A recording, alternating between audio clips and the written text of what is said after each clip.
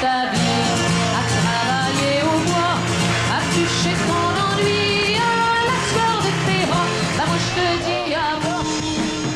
Louise, quand tu es ici devant une scène au Québec, c'est ton univers. Ça a toujours été l'univers de ta vie. Oui. Chanter, Plus maintenant. oui. Je disparais doucement de la carte avec plaisir, mais ça a été mon univers, exactement. Ouais, Pendant presque 60 ans. Ouais. c'est incroyable. Hein? Et alors, de tout temps, tu avais envie de chanter? Oui. J'ai toujours su que je chantais depuis tout petite. Je me suis jamais posé la question. Je voulais être actrice aussi, mais je me suis jamais posé la question qu'est-ce que je vais faire plus tard. Je savais que j'étais une artiste. Ouais. C'est un cadeau de la vie, ça. Mais être artiste d'abord, c'était être comédienne. Non, Ça être passait artiste, par, c'est oui. artiste. C'est un état.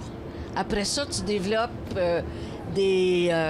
un métier. Tu développes actrice, tu développes la voix, tu développes le dessin, tu développes tout. Mais artiste, c'est un état d'esprit.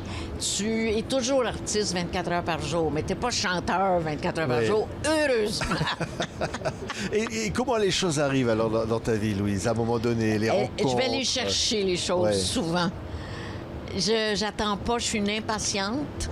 Quand j'ai envie de faire quelque chose, parce que je considère que j'ai peut-être encore quelque chose à dire, je vais au-devant des choses. J'attends rarement. Là, les choses viennent plus à moi parce que c'est peut-être l'âge aussi qui fait qu'on se dit ah, la petite, il faudra une petite médaille, quelque chose. Mais Alors, là- les choses viennent à moi, mais avec l'aide de gens qui m'adorent et Ouais. qui m'aiment et que j'aime. Non, mais là, la médaille en question, c'est Oui. la plus grande médaille du Québec Je sais pour pas, les mais artistes c'est- que le Premier ministre va te Oui. remettre. Monsieur Legault va m'épingler. Mais j'ai une petite surprise pour lui. Ah bon? J'y ai écrit un petit mot d'amour. Un mot d'amour. Non, c'est pas vrai, c'est pas vrai. Non, on va se faire épingler, c'est Ouais. ça.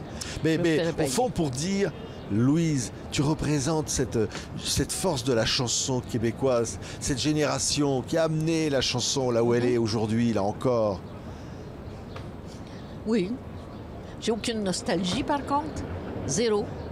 Ce qui se passe maintenant se passe maintenant. Je fais pas... Comme dit mon ami, ça c'est très snob, mon ami Léonard Cohen, the show is over, I'm out of the game.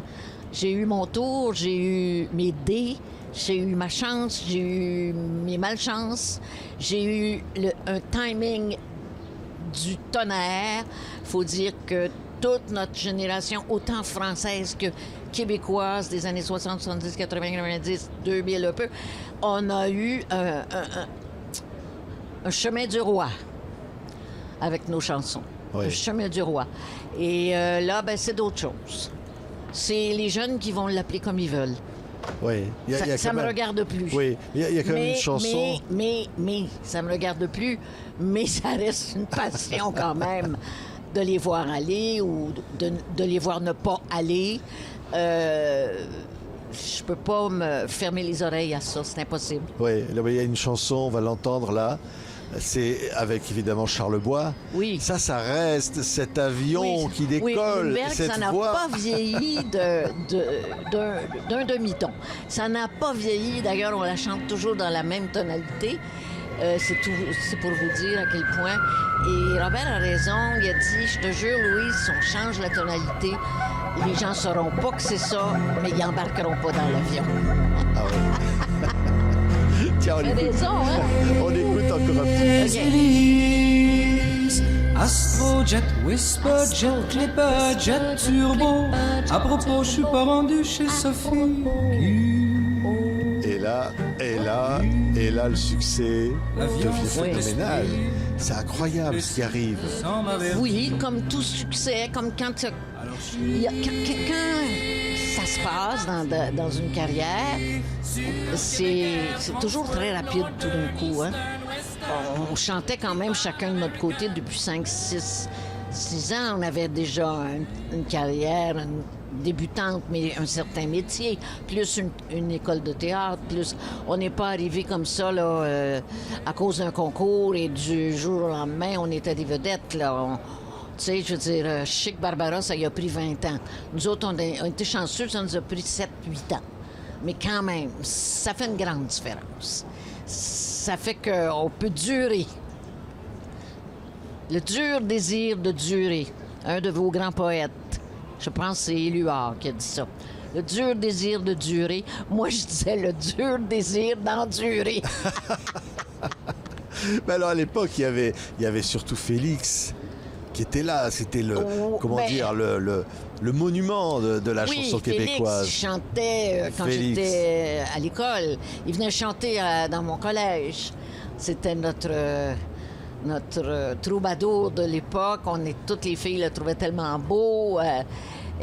Mais c'était pas un idole d'ado. C'était pas ce genre de dévotion. D'ailleurs, les Français l'ont aimé avant nous. Ils l'ont aimé pour son authenticité. Et ça, je dois donner ça au public français. Quand ils voyaient quelqu'un qui venait d'ici, qui avait une authenticité, ça marchait beaucoup mieux que quand ils entendaient quelqu'un qui venait d'ici avec des chansons un peu à la française et un accent un petit peu trop travaillé, ça leur plaisait moins. Oui. Et ça, c'est assez extraordinaire. Non, mais là, Félix, c'était pas travaillé. Alors lui, il arrivait comme il était. C'était la nature. C'était une nature, et c'est ça. Puis Robert, c'était la même chose. Oui. Et moi, la même chose. Et Yvon Deschamps, la même chose. Et c'est tout ce bassin-là de... Oui, mais quand Robert, vous l'avez rencontré, il était tout presque gamin encore, avec les cheveux courts, en costume cravate. Non, On il était comment? tous les deux gamins, oui. Gamin et gamine. C'était pas encore un hippie comme après. Non, vous allez mais non, partir il là-dedans venait après d'une bonne 68. famille. Il venait d'une bonne famille. J'étais un petit peu plus bonne que lui. J'étais un petit peu plus rebelle que lui à cette époque-là. Mais on s'est rejoints très rapidement. Oui, quand je dis après, c'est mai 68 qui arrive. Oui, c'est Et ça. Et là, ça y est, c'est quelque chose, le folk, la musique, tout ça a subi l'influence de ce monde qu'on veut changer. Oui. Ce que j'appelle le folk, il y a deux choses. Il y a le folk qui vient de la côte Est. Et il y a le folklore qui vient de chez vous. Oui. Enfin, des lambeaux de folklore qui ont été transformés. Et ici, on a réussi à mêler les deux. Ce qui a été très intéressant comme mix. On est allé... Quand même, on est des Nord-Américains, il ne faut pas l'oublier. Et on a été chercher ce qu'on aimait beaucoup dans le folk et ce qu'on aimait dans le folklore. Moi, j'ai fait ça une certaine période dans ma carrière. Et c'était absolument joyeux. Il y avait une espèce de candeur dans ça et de musicalité assez intéressante. Oui, comme par exemple la prison de Londres. Oui, c'était la prison de Nantes, Oui. au départ. Alors, puis là, ça a été transformé par je ne sais quel... dans un village avec les gens qui chantaient tous les... Parce qu'il y avait de la musique partout avant que les radios, la télé et tout ça nous apportent ces chansons. Avant, les gens étaient... Il y avait un musicien par famille, au Québec en tout cas. C'était hallucinant. Chaque usine avait sa petite harmonie, on appelait ça. Ils jouaient dans l'harmonie ou sa chorale. Il y avait de la musique partout. Dans ma jeunesse, c'était que de la musique partout. Oui. Quand les invités venaient le soir à Shawinigan, où je suis née, il y avait des gens du monde entier parce que c'était des grandes usines de papier et d'aluminium. On avait des Polonais, des Russes, on avait des Américains, des Brits, on avait des Français qui venaient à la maison et soit avec un accordéon ou une guitare. Moi, j'ai entendu des chants du monde entier à l'âge de 4 ans et 5 ans et 6 ans. Ouais, écoutez la prison de Londres. On écoute quelques instants. Oui. Louise Forestier. Dans la prison de Londres, dans la prison de Londres, il y avait un prisonnier, il y avait un prisonnier.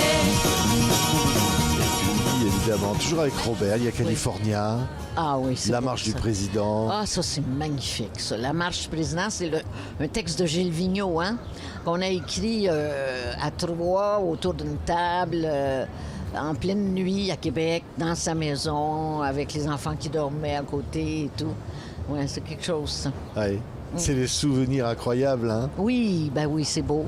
C'est des beaux souvenirs, mais comme je vous dis, je suis pas nostalgique. Oui, c'est important que je les partage parce que c'est l'histoire de la musique, de la chanson. Moi, tout ce que je fais maintenant dans mon métier, c'est un devoir de mémoire, c'est tout.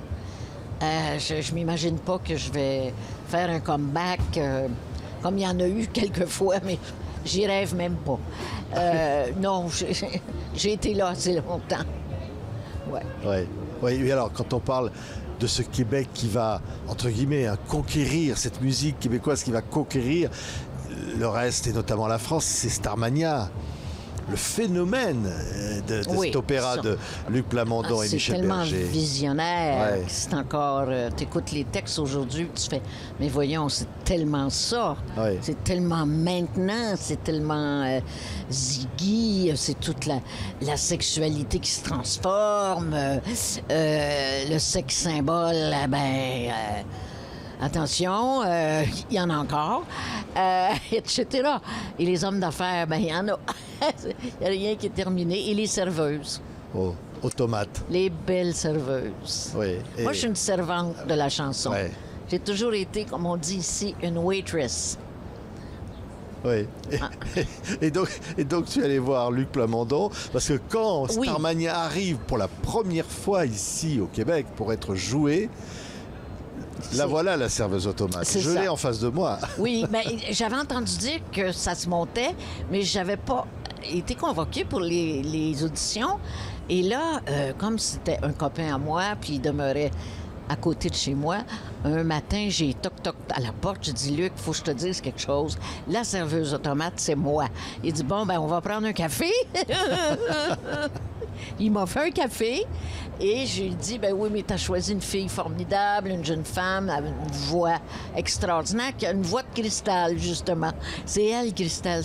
Il voulait que je joue Cristal. Je dis, jamais dans 100 ans, j'avais déjà 36 ans. Tu sais.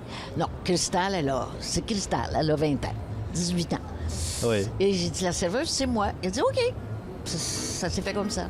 Oui, et ça va être incroyable, ce succès. Encore aujourd'hui, il y avait quoi? Stone, Le Monde est Stone? Oui, Les uns contre les autres, Ziggy et la complainte de la serveuse automate. Ça, c'était, je pense, ces 4 grandes chansons. Ouais. C'est toutes des belles chansons. Michel Berger, mon Dieu. Moi, c'est un mélodiste, musicien extraordinaire. Puis la rencontre de Plamondon, c'est un mariage parfait. Ouais. Ouais. Et alors, ça continue aussi avec le cinéma, la création, les ordres, comédienne. De Michel Brault, oui, X13, comédie musicale filmée, complètement folle. Il y en a eu quelques-uns, j'ai dû en faire 6-7, comme ça, des rôles des fois très importants, des fois moins importants, mais j'aimais ça. J'aimais jouer, alors quand j'aimais le rôle, je le faisais. Oui. J'allais dire, la femme, Louise Forestier, a représenté aussi ces femmes au Québec qui étaient là et qui dit on veut prendre toute notre place. Les petites Québécoises de ma génération. Tu as incarné ça aussi. Les petites bonnes femmes qui n'avaient pas froid aux yeux, sauf que j'ai pas fait 12 enfants, Dieu merci. Mais je n'ai fait un, puis il en vaut 12. mais non, mais c'était justement la génération après ces femmes-là qui ont élevé des douzaines d'enfants, qui ont été manipulés par le clergé. C'était pas du tout... Ma génération a dit non à ça. Et ma génération a pris la pilule, la première. La première génération, c'est ma génération. Et je vous dis que c'était pas si facile que ça, faire des transformations aussi intenses, aussi rapides. Ça n'a pas été facile du tout. Le féminisme, à cette époque-là, on en fait un truc un peu mou, mais c'est pas vrai. On venait de tellement loin, de tellement creux. Et pas juste au Québec, là, les femmes en général. Alors, cette espèce de prise de conscience qui s'était faite et qui s'était faite entre femmes, c'était on se regardait, mais on disait, coudonc, les filles, on peut faire plus. On peut aller là.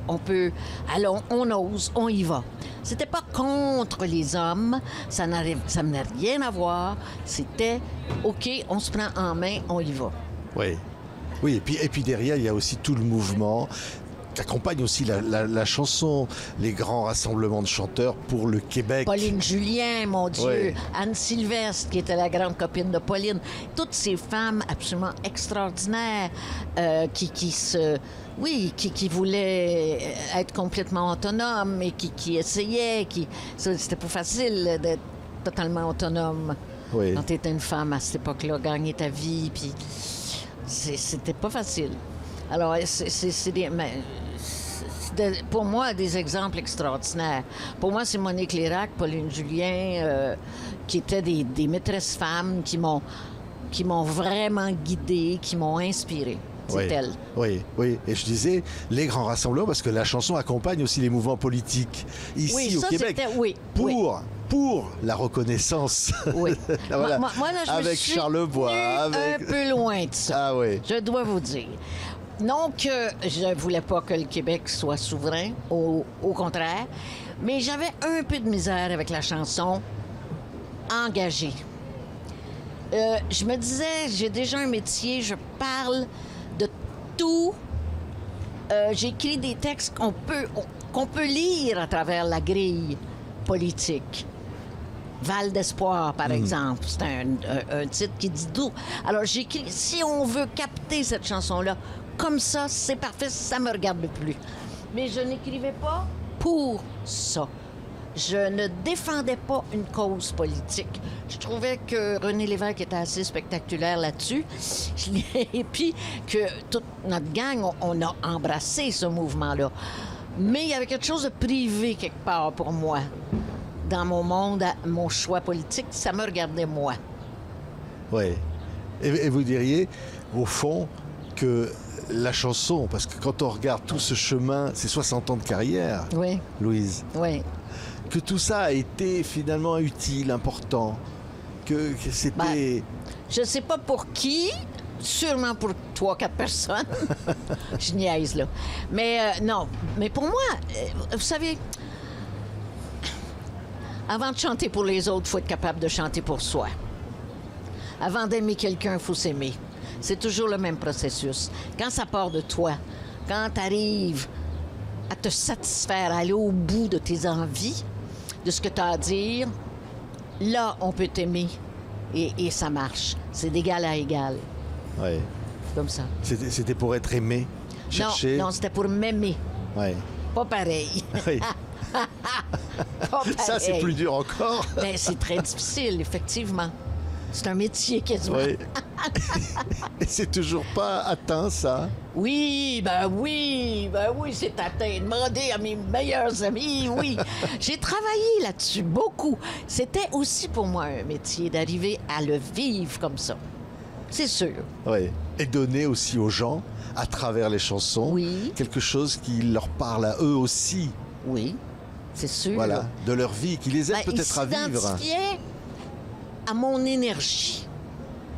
Et ensuite, quelques-uns plus à mes textes ou à ma voix ou à ma musique ou à mes talons hauts, à whatever. Mais je pense que l'identification était au niveau de l'énergie. Et il l'est encore. C'est encore ça que je sens quand les gens me disent « Oh, Louise, t'es... » Oui, on est encore à la même place. Oui. J'ai pas des fans qui perdent connaissance devant moi, là, qui s'évanouissent. Je serais pas capable de supporter ça. Je ne supporte pas ça. Non, mais j'ai des fans qui sont là, qui me regardent, qui me serrent la main en citoyenne, en fait. C'est beau. Merci, Louise. Ça fait plaisir, monsieur. Qu'est-ce qu'on pourrait écouter comme chanson, Oh juste my là, en se God. quittant? C'est vous qui choisissez, tiens. On mettra la chanson que vous voulez. Oh, ça, je peux pas. Vous me demandez de choisir parmi mes 350 enfants. Je 350 peux pas. enfants.